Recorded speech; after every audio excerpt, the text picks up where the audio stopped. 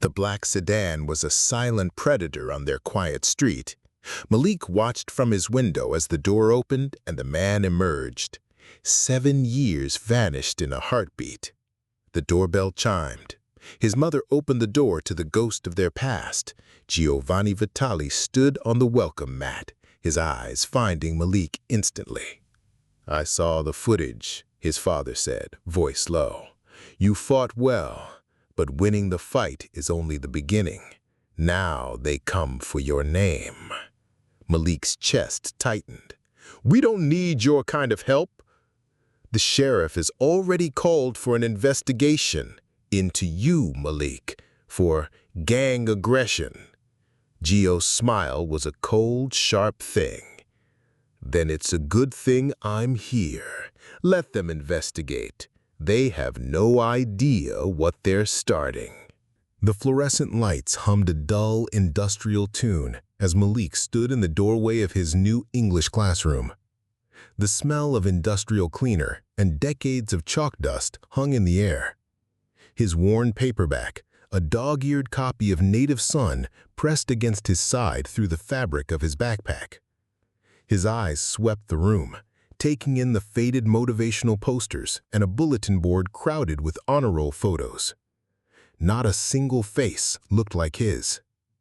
The sea of white faces staring back wore expressions ranging from indifferent to openly hostile. A group of boys in red and white Letterman jackets huddled together, their matching Cabela's hoodies and camo caps marking them as a pack. Only one desk remained empty, a scratched-up metal frame by the window.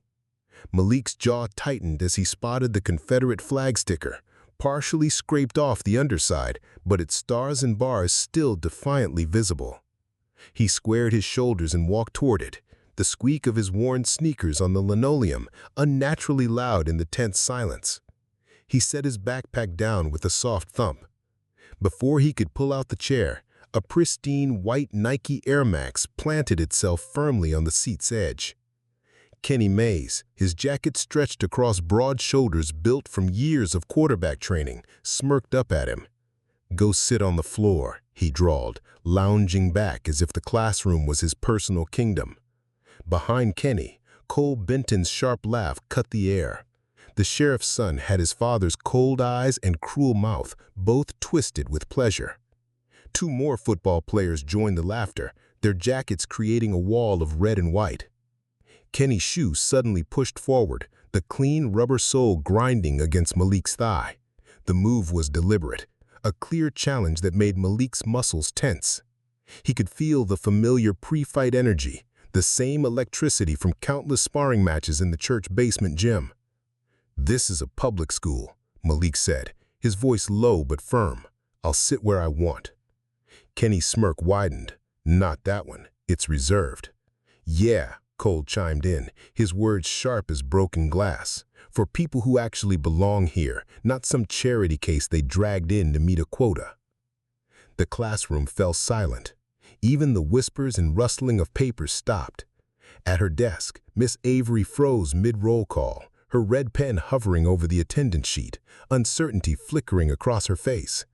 From the corner of her eye, Malik noticed Rosa Vega, the yearbook photographer, slowly raising her phone just enough to capture the scene. "Guess they'll let anyone in these days," Kenny continued, his voice louder, "even if they don't know their place." The racial undertone was clear as day. Cole leaned forward, emboldened. "Better learn quick, though. Some things around here are just tradition." He emphasized the last word with a meaningful glance at the flag sticker. Malik's hands curled into loose fists, his boxing training evident in how he subtly shifted his weight to the balls of his feet. Kenny's grin turned predatory. He suddenly kicked back, shoving Malik's chair with enough force to send it skidding across the floor. In the same moment, Cole lunged forward and grabbed the desktop, flipping it upward toward Malik's chest. The desk crashed to the floor with a deafening metallic clang. Malik's body dropped into a defensive stance, feet shoulder-width apart, hands raised, elbows tucked. "Step back, I don't want trouble." Kenny's response was a wild right hook that whistled through the air where Malik said had been a split second before. Years of training took over. Malik slipped the punch and drove his shoulder hard into Kenny's ribcage. The impact sent the quarterback stumbling backward, crashing into an empty desk. Before Malik could reset, thick arms wrapped around him from behind. Cole's breath was hot against his neck. Malik dropped his weight, twisted his hips, and hooked his foot behind Cole's leg. The throw was smooth. Cole's feet left the ground as Malik used his momentum to flip him over his hip. Cole landed hard in the aisle with a grunt that knocked the wind from his lungs. Rose's phone tracked every movement. A third football player, Tyler Matthews, charged in with fists swinging. Malik backpedaled, using an overturned desk frame as a shield. Tyler's wild punch glanced off Malik's forearm. The impact stung, but he held his position. Kenny had recovered, coming low like a linebacker. Malik saw him coming. As Kenny lunged, he pivoted and brought his elbow down hard between his shoulder blades. The sharp crack of bone meeting bone made several students gasp. "Stop this right now!" Miss Avery's voice cut through the chaos as she tried to reach the classroom phone, but her path was blocked by toppled chairs and scattered backpacks. The classroom door burst open with a bang. Leon Griggs, the elderly janitor in his worn gray uniform, wielded his mop handle like a staff. Despite his age, his movements were decisive as he used the wooden pole to create space.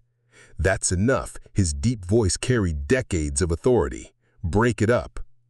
Malik immediately stepped back, hands raised to show he was done. But Kenny, face red with rage and humiliation, launched himself forward, ignoring the command. His shoulder caught Malik square in the chest, driving him backward until his spine hit the chalkboard. The impact sent a cloud of chalk dust into the air. The metallic taste of blood filled Malik's mouth where his teeth had caught his inner cheek. He wiped his lips, leaving a crimson streak across his hand.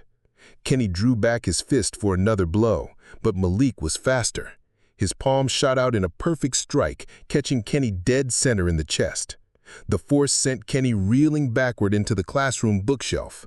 Paperback novels and textbooks rained down around him. The room was in complete disorder, chairs on their sides, papers covering the floor like snow. The thunder of approaching footsteps echoed in the hallway. Multiple sets of heavy boots pounded against the linoleum. Vice Principal Wexler charged in, his tie askew and face flushed. Two burly security officers flanked him. "Freeze!" Wexler's voice cracked like a whip. "Back to your seats, now!" Malik kept his hands visible, breathing hard through his nose. His jaw throbbed and his collar was torn and speckled with blood. Across the room, Kenny struggled to his feet, holding his ribs. His trademark smirk vanished, replaced by a venomous glare. "Mr. Carter, Mr. Mays, opposite corners," an officer ordered, moving between them. "What happened here?" Wexler demanded, his eyes sweeping the destruction. Before anyone could answer, Miss Avery stepped forward. "Sir, Kenny and Cole—" "I want to hear from the students involved," Wexler cut her off. "Carter, Mays, nurse's office, then my office. The rest of you, stay put until statements are taken." Rosa tucked her phone away, her fingers already flying across the screen as she uploaded the video. She caught Malik's eye and gave a subtle nod. She had captured everything. The walk to the nurse's office was tense. The nurse, Mrs. Chen, tutted as she examined them, dabbing antiseptic on Malik's split lip and checking Kenny's ribs. "Nothing broken," she announced finally, "but there'll be some impressive bruises tomorrow." Malik sat in a hard plastic chair outside Wexler's office, listening to muffled voices. His phone buzzed constantly, messages from other students sharing Rosa's live stream link. He sneaked a peek at the comments. "Kenny threw first, clear as day. New kid was defending himself." The support was unexpected. When Wexler finally called him in, the vice principal's face was tight. Kenny sat sullenly, holding an ice pack to his chest. Cole occupied another chair, refusing to meet anyone's eyes. Given the circumstances and the video evidence circulating online, Mr. Mays and Mr. Benton will be suspended for 3 days pending further review. Mr. Carter, consider this a warning. Violence of any kind is not tolerated at Gratham High. Malik wanted to argue, but kept quiet. He recognized a partial victory. As he left, Miss Avery was waiting. She pressed a blank incident report form into his hands. Fill this out while everything is fresh. Be detailed. I saw what happened, and I'll back your account completely. As he tucked the form away, Leon appeared beside him, mop in hand. The old janitor's eyes were kind but fierce. I saw it all, son. They picked the wrong kid today. Don't you worry about what comes next. The morning sun streamed through the school's front doors as Malik pushed them open. Darlene's sedan idled in the pickup lane, her worried face visible through the windshield. His victories felt fragile, but they were victories nonetheless. Students whispered and pointed as he walked past, some offering subtle nods of respect. His phone buzzed again with more notifications as Rosa's video continued to spread. The truth was out there now, undeniable and raw. Every step felt lighter than the last. He had refused to back down, refused to be bullied. It wasn't justice, exactly, but it was a start. Darlene's knuckles were white on the steering wheel as she drove Malik home. I understand why you fought back, she said, breaking the tense silence. But you have to be careful. This isn't like your old school. What was I supposed to do? Let them push me around? No, baby. You did what you had to do. I'm proud you stood your ground. She sighed, turning onto their street. Inside their small ranch house, the familiar scent of pot roast filled the air. Comfort food for a hard day. Darlene handed him a makeshift ice pack for his jaw. His phone buzzed again, another message from Rosa with a screenshot. Her video had passed 5,000 views. People are sharing it everywhere. Most are on my side. That's good, Darlene said, spooning food onto their plates. But don't let it go to your head. They ate in silence, the only sounds the clink of forks and the hum of the window air conditioner. Malik's phone continued its irregular symphony of notifications. Later, sprawled on the couch with geometry homework he couldn't focus on, his social media feeds exploded with support. Then the local news flickered on at 9. His stomach dropped as he saw grainy footage of the fight. But it started mid-brawl, showing only Malik throwing punches. The crucial first moments were missing. "Mom," he called out, "look at this!" They watched in horror as Sheriff Roy Benton appeared on screen, his badge gleaming. "What we're seeing here is gang-style aggression," Benton declared, his folksy drawl carrying a threat. "This kind of violence has no place in our schools. Rest assured, we're investigating all angles." "That's not what happened. They cut out the beginning." "I know, baby. I know." The next morning, Darlene's phone rang as she poured coffee. Malik watched her face darken. 10 days? She repeated incredulously. Based on what evidence? She listened for a moment. "We'll see about that, Mr. Wexler. Expect to hear from our lawyer." She hadn't hung up when Malik's phone lit up with Miss Avery's number. "Malik, it's Avery. You ain't gonna believe this." Darlene paced the kitchen, muttering. Finally, she stopped and squared her shoulders. "Stay here. Do your homework. I need to make a call."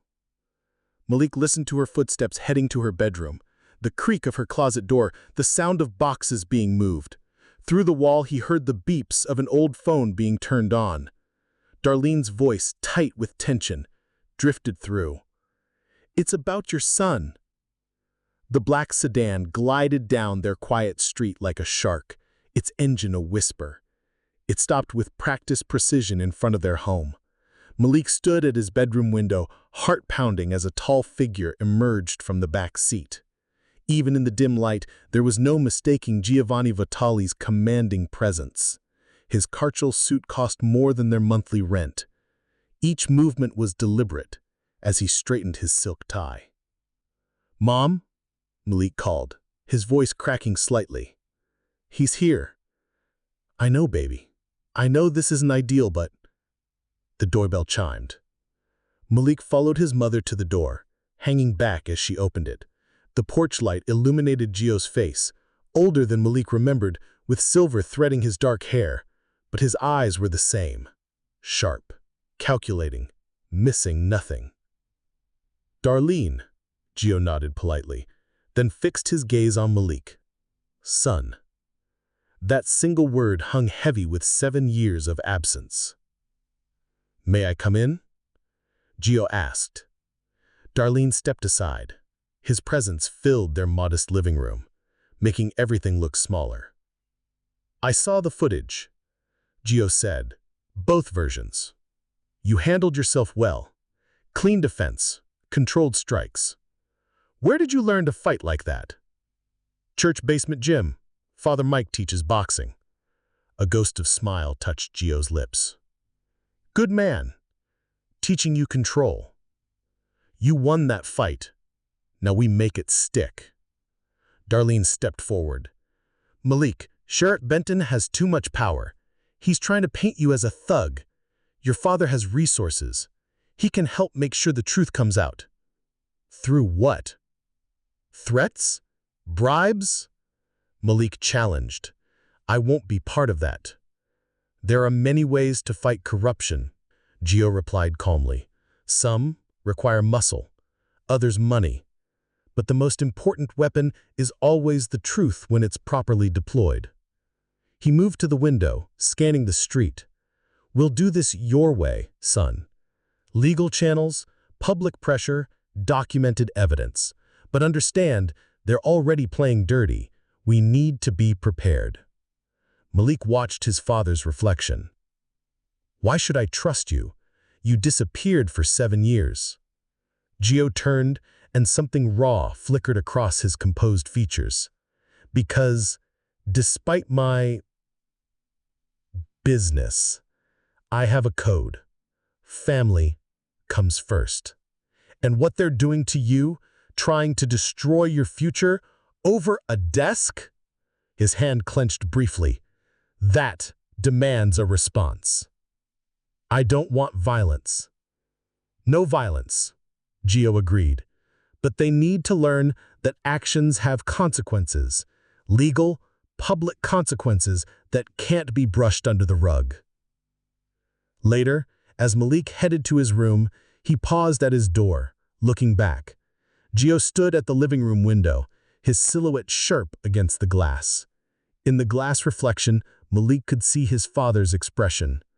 Cold, focused, promising silent retribution to anyone who dared harm his son. The next afternoon, Malik, Rosa, and a shaken Miss Avery huddled at a corner table in the public library, speaking in whispers. They called at 3 in the morning, Miss Avery said, her voice tight. They said they knew where I lived, where my mother lived, said teachers who can't keep quiet end up without jobs. Or worse. She showed them texts from blocked numbers, each more threatening than the last. A commotion near the front desk interrupted them. The librarian answered her phone, her face growing pale. Miss Avery, she called out, turning toward them. Your house!